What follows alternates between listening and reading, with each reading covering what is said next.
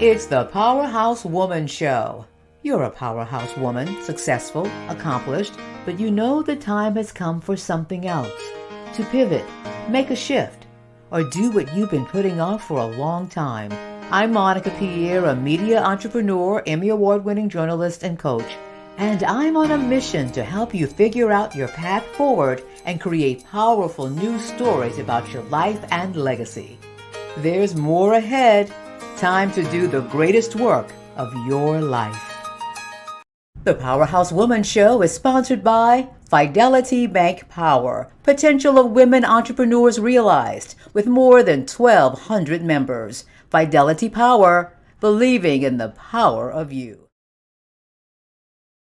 Hello and welcome to the Powerhouse Woman Show. I'm your host, Monica Pierre, and if you're the kind of person right now with so many great ideas just swirling around your head, swirling around your heart, but you also have some passions that may or may not be quite the same, but how do you bring it all together?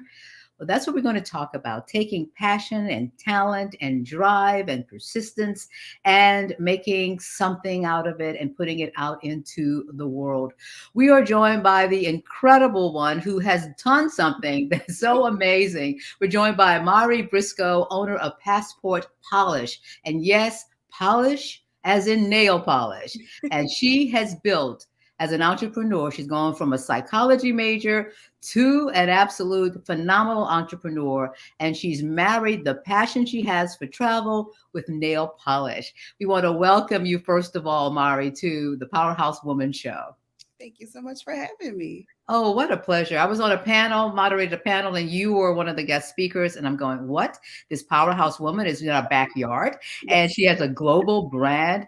Tell us briefly about your journey. I mentioned that you are a Xavier University of Louisiana graduate and a psychology major. That seemed reasonable. So, how did you make the journey from that to having a global brand centered around nail polish?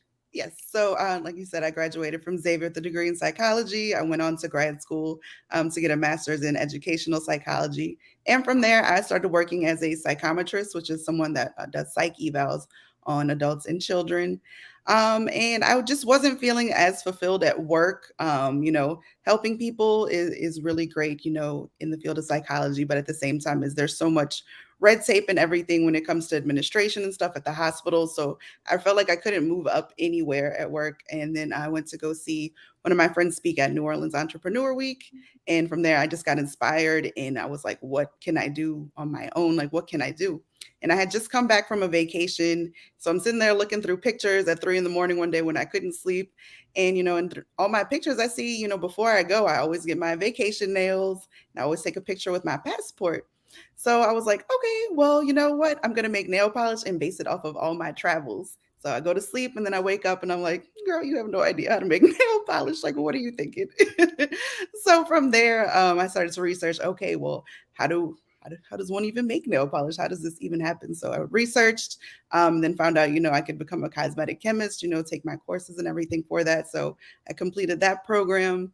And then from there, started making my own polish and developed my brands. Oh, and it is extremely successful. It's an international, a global brand. And we're also going to talk a little bit about what happens when you have these great ideas and there's some disruption. But Right. before we do that, I'm always curious about what goes on in your head. Right? You have the thought, you have Right. the idea, and it makes so much sense. But either the next second or the next day or the midnight hour, you start to question it. How do you deal with whether or not this is something sane that you should Right. even go forward with? What's your process? Or have you followed your gut, or do you put stuff on paper? Talk a little bit about that. So I definitely like to write things down as well. I like to get my ideas out either if I type it or if I, just write it all out in my planner. But I heard this really great phrase in a different podcast, which I thought summed up entrepreneurship so perfect. And it says you have to have the delusional confidence that this is going to work. Like, why is this product that I'm making and that it seems like only I care about? Why is everybody else going to love this? So you have to sit there, be like, well, everybody wears nail polish. So why can't they like my nail polish? If you go and open up your makeup bag, you see that you have four different brands of lipstick. Why can't it be one of my brands to be, in your makeup bag? So you have to, have the confidence to know like yes, as much as you love your ideas, somebody else can love your ideas too. I'm just fascinated by delusional confidence because they're basically two or three camps. Yeah, If it's delusional and you're confident right. and but you don't have the skill set, the Yeah, answer should be no. right, You're hearing and challenging that saying delusional confidence because you cannot be the only one. right. So when people start to say, well, what is this based on? How do you deal with the camp and the comments from those who think that delusional should stay delusional and not try to manifest that into the That's right. world? I can be confident about it. Because my thing is, it's like, why not me? Like, why can't I do this? If somebody would have told me a decade ago, after I graduated from Xavier and everything, that I would have my own nail polish brand, I would probably think, are you crazy? Like, I just worked so hard for this degree. Why would I do anything else? But I really think it's a matter of just having confidence with yourself and your abilities to know that you can learn a brand new skill set and you don't have to be afraid to try something new. Like, I've reinvented my career a million times, and each time, when I have that feeling, all right, it's time to go, it's time to move on to something else, and like it's okay. So you just have to really be honest with yourself and know, like, all right, when it's time to move, it's time to move, and we can absolutely do something new. Yeah, and be, just honest with yourself and know yourself. Like you said, we have done so many things prior. We reinvented because we had to. We Right. reinvented because we wanted to. So there's some things that are there for you as well. So here comes the pandemic, right? And you Right. have another one of those brilliant, delusional, crazy, it can happen ideas. What happened and how did you learn to transition or, the P word that some people starting to hate, pivot? Right. Oh my gosh. The pivot, I heard that word so many times on Twitter. I could throw up. But I mean, it's so pivoting is absolutely necessary in life, period, but especially as an entrepreneur because you never know what's going to happen. So the pandemic came and I swore my business was done for. Like, there's no way we're going to survive because I'm like, who wants nail polish during a global health crisis? But then, started to realize salons aren't closed and people want some sense of normalcy. And, I can give them that salon experience at home with press on nails. Up to that point, I had sold maybe about 10, 11 pairs of press on nails. So, I went into my little office and I started, grabbing a whole bunch of press on nails and started painting them with my polish, putting different designs on them, putting rhinestones and all sorts of stuff on them. And I started selling that in at home manicure kits. And, it took off like crazy after that. And then, it got, a lot of publicity. Our following grew, and then we ended up in Forbes at the end of the summer. And that one still shocks me to this day. But it was really great to get recognized for that one crazy idea that's like, all right, we'll see if it works. If it doesn't, it is what it is. But I was really glad to see that idea worked out. Right. Well, two things. Number one, show us your nails. Oh my goodness gracious. That those colors are incredible. Yes, Okay. I love my bright colors. You love your bright colors. And speaking of colors, there's culture with the colors. There's vegan with the colors. How do you determine the colors? And particularly the one that I love, basically, because you're from Nicaragua and Cuban immigrants Yes. family, so you're here. How do you decide the color and the culture and come together with that? Well, how I decided, so I really wanted to be intentional with each of my products. I wanted them to be able to look and say, like, yes, I see why this reminds me of Cuba. Because I've seen other nail polish brands say, oh, this is the Mexico City line. And then it's like, well, what does this have to do with the city? So I really am intentional about each product and color that I make. So for Cuba, we have a pastry that's made of guava and cream cheese. And that guava color is just this beautiful deep red. And I was like, most Cubans I know absolutely love, these guava pastries, and we have so many pastries based off of guava. So I was like, I have to make it this, deep, rich guava color. So, from there, I wanted people to, like I said, be able to recognize a little piece of themselves, if they are Cuban or for wherever they're from, or if they're even if they're just visiting, like, hey, I see that, I see why, this is part of this. I'm going to ask this question, and it may sound flip. Are you fearless? Am Do I you fearless? ever Oh, fearless? Oh, no. No? No. Okay. Oh, You no, come across fearless. no. I definitely have a lot of fears and anxieties. Trust me, I sit awake at night and be like, "Oh my God, what am I doing?" Some days, but you just have to wake up in the morning and just say, let's go do this. Like, we got to get it done. Like, and I told myself I didn't want to go back to a regular job. So every day I'm like, I have to make this work because it has to, because I know the life that I want and the flexibility that entrepreneurship gives me. So I just keep pushing myself to be like, all right, it's going to work because it has to. Hmm. Well, we researched you and your motto, you've said this is know your worth. Why has this one particularly resonated with you? Well, what's funny is before I left my last job, I had just finished another master's degree program. And I'm thinking, I got another degree. They're about to move me up in this company, all sorts of great things. And I'm like, they only offered me like a quarter more. And I'm like, I just Like want 25 cents. right. I'm Maybe like, not literally, but yeah, it's not even moving the needle, right? we're not even moving the needle. I'm like, I just did all these great things. And I'm like, it's only worth a quarter. I was like, man. So it was really like one of those moments like, I am worth more than this quarter. Like, you know what? I can start something for myself where I know I can, at least move around how I want to and everything. Yeah.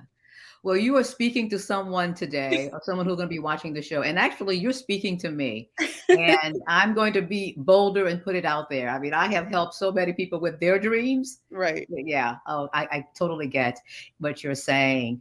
And it's time for our powerhouse wrap up, and it's fun and quick. So I want to definitely get your ideas and your statements and your definitions. So we asked our guests these questions. Okay. Complete the sentence, Mari. A powerhouse woman is. A woman who empowers other women. Ooh, absolutely. You talked about, I am Tucker and the inspiration she was, but advice. Who's given you some good advice? Who gave it to you, and how have you used it? What kind of advice did you get? All right. So from Mayim Tucker, absolutely from that first speech that she gave, when she was saying, if you're not challenged at work, you're not growing and it's time to move on to the next thing. And I've really taken that to heart. If I'm not being challenged, like, all right, we got to find something else to do. How else can we challenge? How else can we grow? And also my mentor at Xavier, Dr. Elizabeth Hammer, she always pushed me, to do public speaking and, present my research and different things, as shy as I am, she always pushed me to do that. And she's just like, you might as well just be prepared for it because you're going to have to do it. So it's like, all right, let me at least, if I'm going to do this, let me at least be prepared. I don't know if I'm buying the shyness thing, but I'll go with you. I'll go Nobody with you ever on that. buys it. I'm not buying it. I'm not buying it. Nobody ever does. No.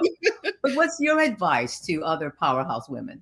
So my advice is always to tell people collaborate, don't compete. There is so much room for all of us here. It's a shame when people pit themselves against each other. So my advice is always collaborate, with another small business. Like, let's put the word out about both of our businesses, or even if you do something with a whole bunch of other people, just collaborating, coming together as women, it's a beautiful thing to see, us supporting each other. Absolutely. One job that you could have for one day, just one day, Uh-huh. what would it be and why? So this one's really funny. So I love watching Discovery Network, and they always have these people, experts with really cool jobs, like an Egyptologist, a glaciologist, and all these other, fun things. The one that's the Egyptologist, the one that just, studies the history of Egypt. I was like, I want to do that for one Right. day, just for one day. Yeah, that's fantastic. Absolutely. You talked about collaborating and not competing. And one of the things that you set up during the height of the pandemic was a small business grant in order to help fellow small businesses with inventory expenses. How did that come about, that idea, and how did it work out? Right. So, during the pandemic, there were so many small businesses struggling, and I felt really fortunate to be one of the ones like we were actually doing really well. Like, the pandemic didn't affect us as I thought it would. So, I felt it was, my responsibility to help other businesses, that maybe weren't able to do as well or haven't figured out their pivot strategy or anything just yet, give them a little monetary boost. And, along with, the financial, I also, gave advice and like maybe try XYZ to pivot and things like that, just to help them out, like I said earlier, a powerhouse woman is someone that empowers other women. So me really giving back to, the small business community who's helped me out so much, I felt it was the right thing to do. Oh, absolutely needed. How can people learn more? And I know you have a lot, you're working on a book, right?